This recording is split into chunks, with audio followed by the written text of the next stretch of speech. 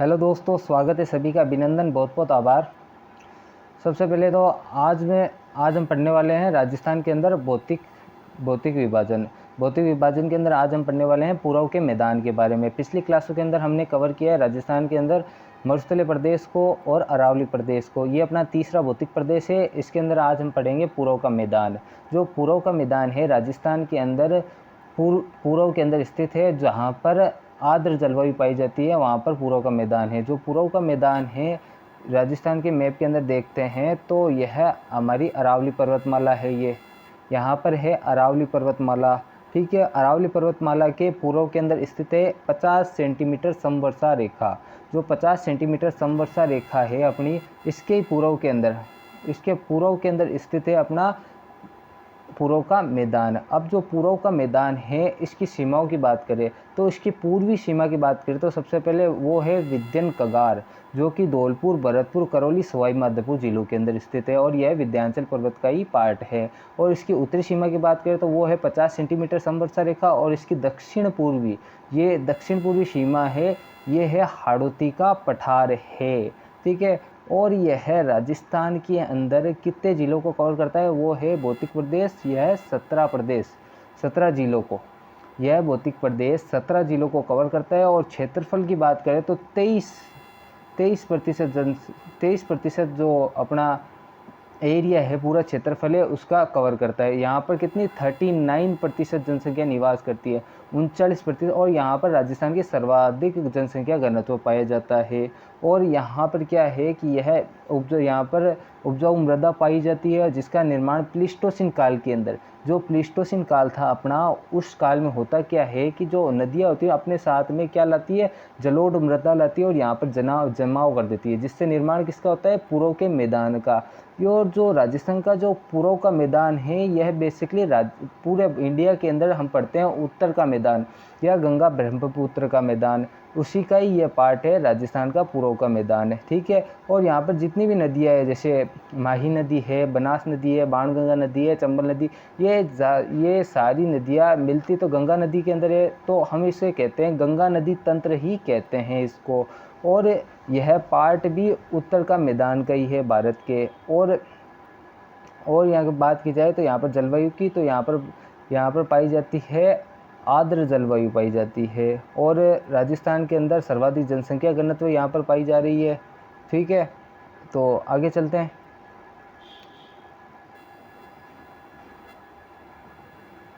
आगे देखते हैं जो अपने अरावली पर्वतमाला है, इसके पूर्व के अंदर क्या है? 50 सेंटीमीटर समवर्षा रेखा है। और 50 सेंटीमीटर समवर्षा रेखा के पूर्व के अंदर क्या है? अरावली का, जो अपना राजस्थान का पूर्व का मैदान है। और जो मैदान है, इसकी उत्तरी सीमा की बात करें तो वो 50 सेंटीमीटर समवर्षा रेखा है। और इसकी पूर्वी सीमा की बात करें तो वो है विंध्य कगार है। और दक्षिण पूर्वी सीमा की बात करें तो वो हाड़ौती का पठार है। और इसका निर्माण की बात करें तो प्लीस्टोसिन काल के अंदर हुआ है। नदियों के द्वारा क्या है? जलोढ़ मृदा लाकर यहाँ पर निर्माण किया गया है इस मैदान का। ठीक है, जो नदियाँ के द्वारा निरपेक्षिक जलोढ़ मृदा के द्वारा इसका निर्माण हुआ है। भौतिक प्रदेश के अंदर उत्तर भारत के मैदान का ही ये भाग है। और यहाँ पर क्या है? गंगा नदी तंत्र भी कह सकते हैं और गंगा का मैदान भी कह सकते हैं इसको। क्यों? क्योंकि जितनी भी नदियाँ हैं, ये सारी नदियाँ जाकर मिलेगी तो गंगा नदी के अंदर, तो हम इसे गंगा नदी तंत्र कहते हैं।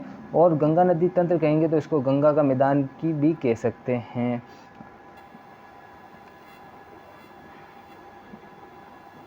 आगे बात करें इसकी विशेषता की, तो यह 23% एरिया को कवर कर रहा है। 23% एरिया को कवर कर रहा है। और इसके अंदर 17 जिले हैं और 39% जनसंख्या निवास करती है। जो पूर्व का मैदान है, यहाँ पर सर्वाधिक जनसंख्या घनत्व पाया जाता है। और यहाँ पर वर्षा होती है वो है 50 से लेकर 80 सेंटीमीटर वर्षा रेखा। और यहाँ पर क्या है? निक्षेपित जलोढ़ मैदान है। ठीक है, जो जो उपजाऊ मृदा है इसके कारण यहाँ पर क्या है, निवास करने वाले लोग कृषि कार्य में सर्वाधिक लिप्त रहते हैं और सर्वाधिक यहाँ पर जनसंख्या घनत्व भी पाया जाता है। अब पता पड़ रहा है ना आपको कि यहाँ पर सर्वाधिक जनसंख्या घनत्व क्यों पाया जाता है। यहाँ पर क्या है, जलोढ़ मृदा है और नदियाँ स्थित है, तो यहाँ पर सर्वाधिक जनसंख्या पाई जाती है और सर्वाधिक जनसंख्या कृषि कार्यों के अंदर ही लिप्त है। और जो पूर्व का मैदान है उसी को भी हम 3 भागों में बांटते हैं। जैसे हमने अरावली पर्वतमाला को 3 भागों में बांटा था, मरुस्थलीय प्रदेश को अपने 2 भागों में बांटा था, उसी तरह पूर्व का मैदान है इसको हम 3 भागों में बांटते हैं। जो पहला है दक्षिण के अंदर माही प्रदेश, माही नदी के द्वारा निर्मित मैदान है, वो है दक्षिण राजस्थान के अंदर। और मध्य के अंदर बात करें तो वो है बनास बाणगंगा का मैदान, और उससे ऊपर बात करें तो वो है चंबल। और जो दक्षिण पूर्व की बात करें तो वो चंबल का मैदान है। 3 भागों में अंदर बांट रहे। पहला है अपना दक्षिण में अवस्थित माही का मैदान, दूसरा है अपना मध्य बनास बाणगंगा और तीसरा है चंबल का मैदान। ठीक है, तो अब इन एक पार्ट के बारे में पढ़ते हैं। तो पहला पार्ट है अपना दक्षिण में अवस्थित माही का मैदान। ठीक है, इसको भी हम कितने 4 भागों के अंदर विभाजित करते हैं। पहला प्रदेश है वागड़ प्रदेश, दूसरा भाटी, तीसरा छप्पन का मैदान और काठल प्रदेश। ठीक है, जो काठल प्रदेश यह है कि प्रतापगढ़ के अंदर जो माही नदी है उसके प्रवाह क्षेत्र को ही हम क्या कहते हैं, काठल कहते हैं। जो प्रतापगढ़ जिले के अंदर है जो माही नदी है उसका तटीय इलाका है, उसको हम कहते हैं काठल। और वागड़ दूसरा है वागड़ बात करें तो वागड़ कहते किसे हैं, जो राजस्थान के अंदर जो अपना माही नदी है इसका प्रवाह क्षेत्र सर्वाधिक पहाड़ी इलाकों के अंदर है। तो पहाड़ी इलाकों के अंदर जो प्रवाह होता है उसके द्वारा क्या है, ये जो माही नदी का प्रवाह क्षेत्र है ये पर्वतीय एरिया के अंदर है। तो ये पर्वतों का अपर्दन करेगी तो किसका निर्माण होता है, खंडों का निर्माण हो जाता है, इस प्रकार के खंडों का। और इन्हीं खंडों को क्या कहा जाता है, वागड़ कहा जाता है। और ये कहाँ पर पाया जाता है, डूंगरपुर बांसवाड़ा और प्रतापगढ़ के अंदर सर्वाधिक स्थित है। और अगला है बाटी मैदान, सोम, माही और जाखम, ये 3 नदियाँ है, इसके प्रवाह क्षेत्र को हम क्या कहेंगे, बाटी प्रदेश। चौथा है छप्पन का मैदान। जो अपना छप्पन का मैदान है ये प्रतापगढ़ और बांसवाड़ा के बीच के अंदर उपजाऊ मैदान है, यहाँ पर 56 गांव हैं, इसी को हम कहते हैं 56 गांव। ठीक है, अब बात करते हैं जो माही नदी बेसिन है, जो अपना माही नदी क्षेत्र है, माही नदी का मैदान, इसका विस्तार दक्षिण पूर्व में स्थित है। वो कहाँ पर, उदयपुर, सलुम्बर, प्रतापगढ़, बांसवाड़ा, डूंगरपुर के अंदर। ये जो संपूर्ण माही प्रदेश है वो स्थित है इन जिलों के अंदर। उदयपुर है, सलुम्बर है, प्रतापगढ़ है, बांसवाड़ा है, डूंगरपुर है और चित्तौड़ का दक्षिणी एरिया है।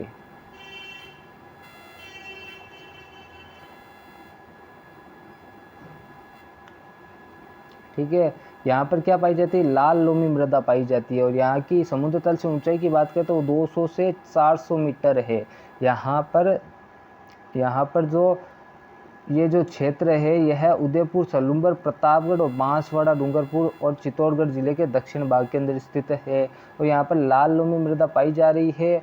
और यहाँ पर क्या है कि जो प्रवाह क्षेत्र है, यहाँ पर प्रवाह क्षेत्र में कटाव के कारण किसका निर्माण होता है, खंड का निर्माण होता है, जिसे स्थानीय भाषा में क्या कहते हैं, वागड़ कहते हैं। ये मैंने बता दिया है कि जो नदी प्रवाह हो रहा है वो पहाड़ी इलाका है, पहाड़ी इलाकों के अंदर नदी के द्वारा जो अपर्दन करके जो खंडों का निर्माण किया जाता है उनको वागड़ कहा जाता है, स्थानीय भाषा में इनको वागड़ कहते हैं। और कहाँ पर स्थित है ये, डूंगरपुर, बांसवाड़ा और प्रतापगढ़ जिले के अंदर स्थित है।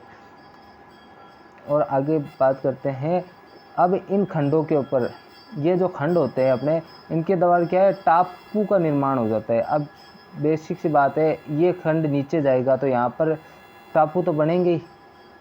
ठीक है, तो ये टापू टाइप में स्थलाकृतियों का निर्माण होता है। इनको क्या, ये सर्वाधिक कहाँ पर पाए जाते हैं, बांसवाड़ा के अंदर पाए जाते हैं। और बांसवाड़ा को इसी कारण इनको क्या कहते हैं, द्वीपों का शहर कहा जाता है। ठीक है, वागड़ समझ में आ गया। जो माही नदी है वो प्रवाह में अपर्दन करेगी जिसके द्वारा खंडों का निर्माण, इनको तो कहेंगे वागड़। और जो ऊपर उठा हुआ भाग होगा उसको कहेंगे हम द्वीप। और सर्वाधिक द्वीप कहाँ पर पाए जाते हैं, बांसवाड़ा जिले के अंदर सर्वाधिक द्वीप पाए जा रहे हैं अपने। ठीक है। अगला है छप्पन का मैदान, वो है बांसवाड़ा और प्रतापगढ़।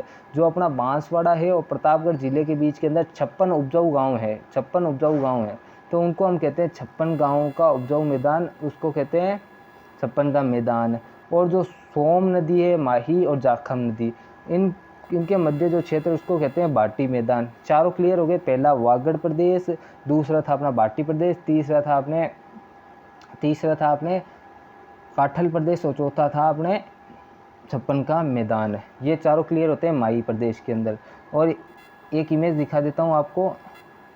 हाँ, ये है वागड़ प्रदेश। वागड़ प्रदेश यहाँ पर देखो, ये जो नीचे वाला एरिया है ये तो नदी के द्वारा अपर्दन किया गया है, ठीक है। और ये जो ऊपर उठा हुआ भाग है, ये दिख रहे हैं आपको, ये है टापू, ठीक है। और ये सर्वाधिक कहाँ पर पाए जा रहे हैं? ये पाए जा रहे हैं बांसवाड़ा जिले के अंदर, ठीक है। अब क्लियर हो गया ना वागड़ किसे कहते हैं। आगे चलते हैं। अगला आता है अपना बनास बाणगंगा का मैदान, मध्य बनास बाणगंगा का मैदान। यह जो मैदान है यह क्या है कि जो बनास नदी है, बाणगंगा नदी है, उसके द्वारा निक्षेपित मैदान है, ठीक है। और यह समुद्र तल से इसकी ऊंचाई कितनी है? 280 से लेकर 500 मीटर है। और इसकी ढाल की बात करें तो पूर्वी साइड है, ठीक है। उसे मेवाड़ का मैदान भी कहा जाता है, मेवाड़ क्योंकि मेवाड़ क्षेत्र के अंदर है ये, ठीक है। यह राजसमंद, भीलवाड़ा के अंदर, शाहपुरा, केकड़ी, टोंक, सवाई माधोपुर, करौली और चित्तौड़गढ़, उदयपुर के उत्तरी भाग के अंदर स्थित है। कहाँ पर? पहला राजसमंद, दूसरा भीलवाड़ा, तीसरा अपना शाहपुरा, चौथा केकड़ी, पांचवा टोंक, छठा सवाई माधोपुर और करौली और चित्तौड़ का दक्षिणी पार्ट, उत्तरी पार्ट, ठीक है। इसको भी हम 3 पार्टों में बांट करते हैं। पहले तो हम देखते हैं बनास के मैदान के बारे में। जो बनास नदी के द्वारा निर्मित मैदान है उसके अंदर पहला है पिडमाउंट का मैदान। यह है राजसमंद जिले के अंदर, राजसमंद जिले के अंदर देवगढ़ तहसील है, उसके अंदर स्थित है देवगढ़ की पहाड़ियाँ। अब देवगढ़ की पहाड़ियों के नीचे स्थित है पिडमाउंट का मैदान। यह क्या है? यह एक तरह का पर्वत गिरिपदीय क्षेत्र, मतलब जो अपना पर्वत होता है इसके नीचे जो मैदान स्थित होता है उसको हम कहते हैं क्या? गिरिपदीय क्षेत्र। तो पिडमाउंट का मैदान गिरिपदीय क्षेत्र है। अगला है खेराड़ा। खेराड़ा क्या है कि शाहपुरा, जो अपना नया जिला बना है भीलवाड़ा से, वो है शाहपुरा। और शाहपुरा जिले के अंदर जहाजपुरा है, जहाजपुरा से लेकर करौली और टोंक के मालापुरा, इन बीच के अंदर उबड़ खाबड़ भूमि है। उबड़ खाबड़ उसको हम कहते हैं खेराड़ा, ठीक है। खेराड़ा किसे कहते हैं? जहाजपुरा से लेकर मालापुरा के बीच के अंदर उबड़ खाबड़ क्षेत्र को खेराड़ा कहा जाता है। और अगला ही इसका है मालापुरा करौली का मैदान, जो टोंक के अंदर मालापुरा है और करौली के बीच के अंदर, जिसके अंदर कौन कौन से जिले? अजमेर आ जाता है, टोंक आ जाता है और आ जाता है अपने सवाई माधोपुर, ये जिले सम्मिलित होते हैं। तो इन जिलों के अंदर मालापुरा का मैदान स्थित है। और बनास नदी ऊपरी भाग मालापुरा और करौली के मध्य के अवस्थित उपजाऊ मैदान को हम कहेंगे मालापुरा करौली का मैदान, ठीक है। यहाँ तक समझ में आया? अगला बात करते हैं हम बाणगंगा का मैदान के बारे में। जो अपना बाणगंगा का मैदान है वह जयपुर, दौसा और भरतपुर जिले के अंदर स्थित है। और यमुना नदी और बाणगंगा नदी, ये अपनी यमुना नदी है और ये अपनी है बाणगंगा नदी, ठीक है। इन दोनों के बीच के पार्ट को क्या कहा जाता है? रोही दोआब कहा जाता है, रोही दोआब के नाम से जाना जाता है। यमुना और बाणगंगा नदी के बीच के क्षेत्र को रोही दोआब के नाम से जानते हैं। और इस क्षेत्र में उपजाऊ मृदा के कारण किसकी फसल हो रही है? गेहूँ, सरसों की सर्वाधिक फसल होती है। किसकी? गेहूँ और सरसों सर्वाधिक यहाँ पर बोया जाता है या फिर उत्पादन किया जाता है, ठीक है। बनास के मैदान के 3 पार्ट पढ़े थे, जिसके अंदर पिडमाउंट का पठार, पिडमाउंट का मैदान, दूसरा हमने पढ़ा था खेराड़ा, तीसरा है मालापुरा करौली का मैदान। उसके बाद में यहाँ तक समझ में आया पूरा? बाणगंगा और बनास का मैदान हो गया। अब अगला मैदान है चंबल का मैदान।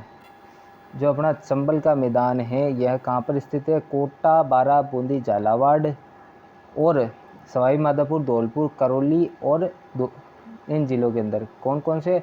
सवाई माधोपुर, करौली, धौलपुर, कोटा, बारा, बूंदी, झालावाड़ के अंदर स्थित है। ठीक है, चंबल नदी के द्वारा निर्मित मैदान हैं। और जो अपनी चंबल नदी है ये प्रवाह क्षेत्र के अंदर यहाँ पर होता है अवनालिका अपर्दन।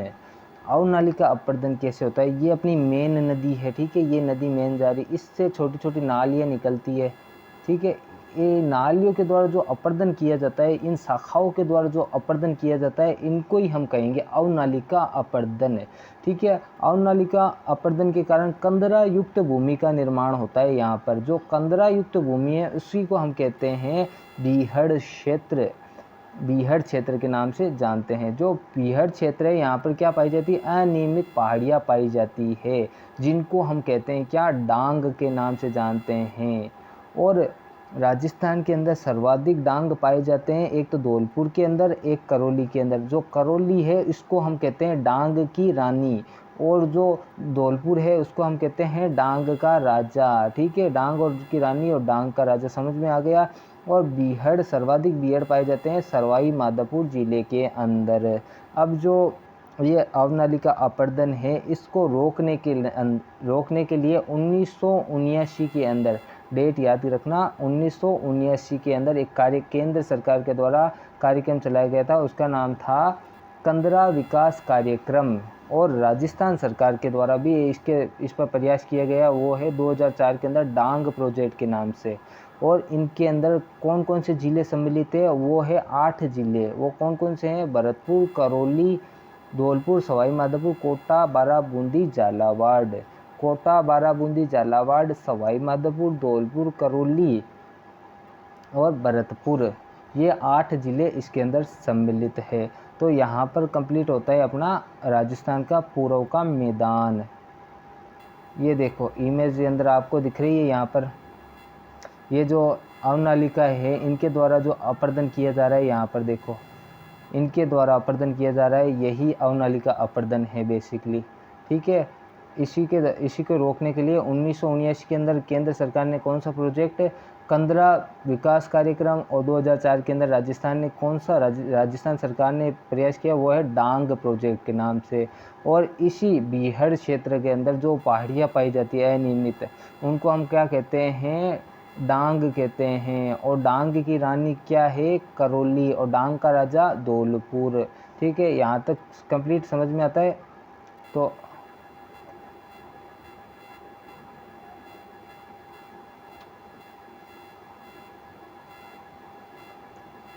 हाँ, यहाँ से बात करते हैं। तो यहाँ से देखते हैं सबसे पहले अपना राजस्थान, ये अपना राजस्थान है, ठीक है, ये अपना राजस्थान है, ठीक है। इसके अंदर हमने भौतिक प्रदेश 4 भौतिक प्रदेशों में बांटते हैं। पहला प्रदेश आता है अपना मरुस्थलीय प्रदेश, दूसरा प्रदेश आता है अपना अरावली प्रदेश, तीसरा प्रदेश आता है अपना पूर्व का मैदान, चौथा आता है हाड़ौती का पठार। और सबसे पहले वीडियो के अंदर हमने पढ़ा था मरुस्थलीय प्रदेश, इसको भी 2 भागों में बांटा था। वो था एक तो शुष्क मरुस्थलीय प्रदेश, दूसरा अर्ध शुष्क मरुस्थलीय प्रदेश, ठीक है। अब इससे अगला भौतिक प्रदेश हमने पढ़ा था अरावली पर्वत प्रदेश। जो अरावली पर्वत प्रदेश है इसको भी हमने 3 भागों में बांटा था, जिसके अंदर हमने उत्तरी अरावली, मध्य अरावली और दक्षिण अरावली। और अरावली पर्वतमाला का सर्वोच्च शिखर हमने पढ़ा था, वो था गुरु शिखर। और मध्य अरावली का सर्वोच्च शिखर था गोरम जी, और उत्तरी अरावली का सर्वोच्च शिखर था रामगढ़, जो सीकर के अंदर स्थित है, ठीक है। और अगला हमने आज पढ़ा पूर्व का मैदान। ये पूर्व का मैदान राजस्थान के अंदर अरावली पर्वतमाला के पूर्व के अंदर स्थित था, ठीक है। यहाँ पर कितनी प्रतिशत, 23% जनसंख्या 23% क्षेत्रफल कवर कर रहा है ये। और कितनी जनसंख्या, 39% जनसंख्या कवर कर रहा है। यहाँ पर सर्वाधिक राजस्थान की जनसंख्या घनत्व पाया जा रहा है। और यह 17 जिलों को कवर करता है। कितने, 17 जिलों को कवर करता है। इसको कितने भागों में बांटते हैं, 3 भागों के अंदर बांटते हैं, ठीक है। और यहाँ पर कौन सी जलवायु पाई जाती है, वो है आर्द्र जलवायु पाई जाती है। यहाँ पर औसत वर्षा कितनी होती है, वो होती है 50 से लेकर 80 सेंटीमीटर वर्षा रेखा होती है यहाँ पर, ठीक है। इसकी उत्तरी सीमा की बात करें तो 50 सेंटीमीटर समवर्षा रेखा। इसकी दक्षिण पूर्वी सीमा की बात करें तो वो हाड़ौती का पठार। और इसकी पूर्वी सीमा की बात करें तो वो है विंध्य कगार, ठीक है। यहाँ तक समझ में आया। अब इसको 3 भागों में हमने बांटा। 3 भागों में बांटा कौन कौन से, पहला था अपना माही प्रदेश, माही नदी के द्वारा निर्मित मैदान। दूसरा हमने पढ़ा था बनास बाणगंगा का मैदान। तीसरा हमने पढ़ा था चंबल का मैदान। अपने माही का मैदान को भी 4 उपभागों में बांटा था। वो था पहला वागड़ प्रदेश, दूसरा काठल प्रदेश, तीसरा भाटी प्रदेश, चौथा छप्पन का मैदान। अब जो वागड़ प्रदेश था उसको हम कहते हैं कि जो माही नदी है उसके प्रवाह के अंदर जो अपर्दन होता है उसके द्वारा जो स्थलाकृतियाँ बनती है उनको हम वागड़ कहते हैं, ठीक है। और प्रतापगढ़ और बांसवाड़ा के बीच के अंदर जो 56 उपजाऊ गांव हैं उनको हम कहते हैं छप्पन का मैदान। और काठल प्रतापगढ़ के अंदर कहते हैं, और भाटी क्षेत्र सोम माही जाखम के क्षेत्र को कहते हैं। अगला हमने पढ़ा था बनास बाणगंगा का मैदान। बनास के मैदान की बात करें तो इसके अंदर पिडमाउंट का मैदान था, खेराड़ा था, तीसरा मालापुरा करौली का मैदान था। उससे अगले हमने देखा था चंबल का मैदान। चंबल के मैदान के अंदर कौन कौन से ज़िले आ रहे थे? भरतपुर, धौलपुर, करौली, सवाई माधोपुर और कोटा, बाराबूंदी, झालावाड़। यहाँ पर कौन सा अपर्दन होता है? अवनाली का अपर्दन। अवनाली का अपर्दन के द्वारा किसका निर्माण हो रहा था? कंदराओं का निर्माण। कंदराओं को क्या कहते हैं? बीहड़। और बीहड़ क्षेत्र के विकास के लिए केंद्र सरकार ने 1979 के अंदर कौन सा प्रोजेक्ट चलाया था? कंदरा विकास कार्यक्रम। और 2004 के अंदर राजस्थान सरकार ने कौन सा कार्यक्रम चलाया था? उसका नाम था डांग प्रोजेक्ट। यहाँ पर कंप्लीट होता है अपना पूर्व का मैदान। अगले क्लास के अंदर हम करेंगे राजस्थान का आड़ोती का पठार और वहीं से ख़त्म करेंगे राजस्थान का भौतिक विभाजन। उसके बाद के अंदर हम जलवायु देखेंगे, उसकी मृदा देखेंगे राजस्थान की, और भी क्लासेस देखेंगे। तो आपको वीडियो पसंद आता है तो आप हमारे यूट्यूब चैनल को सब्सक्राइब ज़रूर कर दें, वीडियो को लाइक ज़रूर कर दें, अपने दोस्तों के साथ में शेयर भी कर दें। धन्यवाद।